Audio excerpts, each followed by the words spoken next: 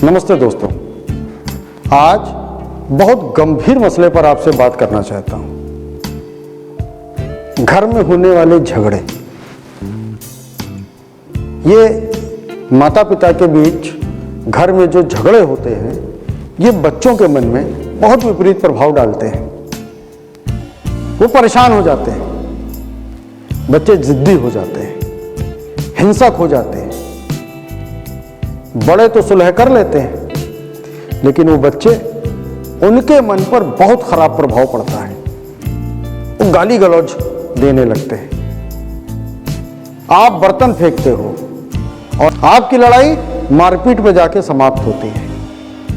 जिस घर में हस्बैंड वाइफ या अन्य सदस्य आपस में लड़ते हैं, तो लड़ते समय उनको चारों तरफ मेरे बच्चे हैं, उनकी उपस्थिति का आभास नहीं होता। इतने उन्माद में होते हैं वो, और वो अश्लील भाषा का प्रयोग भी करते हैं। वही भाषा आपके बच्चे सीख जाते हैं और वो बगल में खड़े बच्चे सहम जाते हैं। उनके लिए बड़ी असामान्य सी घटना है।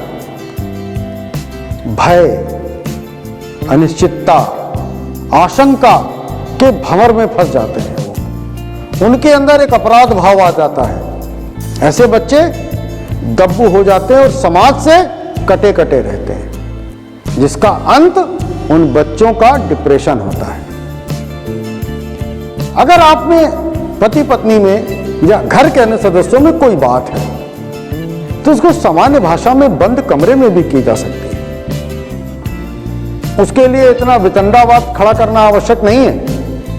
कहा जाता है कि घर में दो बर्तन होंगे तो वो खटकेंगे ही। ये कहानी घर घर की है। लेकिन जब ये उग्र रूप होता है, तो चीखना, चिल्लाना, एक दूसरे पर दोषारोपण करना और भाषा का स्तर गिरता ही जाता है। ऐसा देखा गया है कि ऐसे बच्चों में शारीरिक रूप से बड़ा एडवर्स इफेक्ट आता है। उनको तमाम प्रकार की शारीरिक समस्याएं हो जाती हैं। उनकी हार्ट रेट बढ़ जाती है, उनमें पेट में दर्द होने लगता है, उनका पढ़ाई में मन नहीं लगता है, वो बेहोशी में चले जाते हैं। और जो मेंटल ट्रॉमा उनको होता है, उसका शायद आपको अंदाज भी नहीं है। उस बच्चे के दृष्टिकोण से जरा देखिए, वो उस समय अपने को इतना अपराधी महसूस होता है जब उसको लगता है कि झगड़ा का कारण मैं हूं। मेरी किसी गलती के कारण मेरे घर के लोग या मेरे मम्मी पापा झगड़ रहे हैं। वो खुद को दोषी समझने लगता है, एक अपराध भाव उसमें आ जाता है। और मैंने देखा है कि जिस घर में ज्यादा झगड़े होते हैं, उसकी परिणति डाइवोर्स होती है।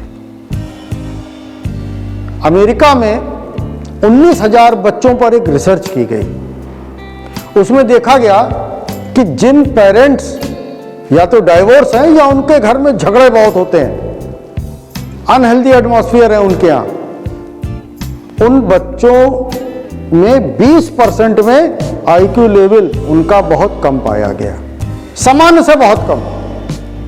30% बच्चों में व्यावहारिक और इमोशनल प्रॉब्लम पाई गई। इस प्रकार के बच्चे अशांत रहते हैं, उनमें तमाम प्रकार का टेंशन रहता है, भय, एक अलग सा अजीब सा डर उनके अंदर बस जाता है, और असुरक्षा की भावना।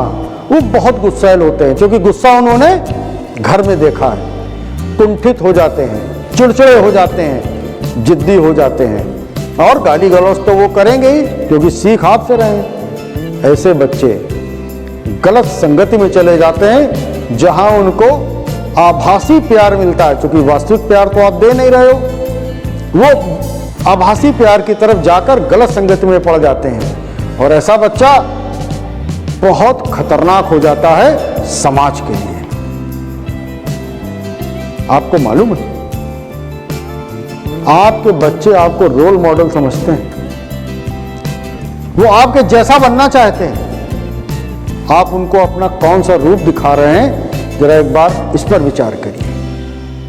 मेरा आग्रह है कि अपने बच्चों को अच्छी बातें सिखाएं, अच्छे संस्कार दें, उनसे अच्छा व्यवहार करें, और उनके सामने सबसे अच्छा व्यवहार करें।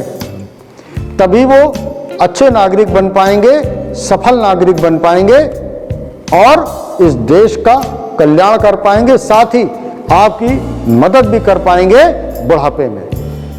Thank you. सब्सक्राइब करिए मेरे चैनल एएसएफ लाइफ को, दबाइए बेल आइकॉन और पाइए लेटेस्ट वीडियोस की जानकारी।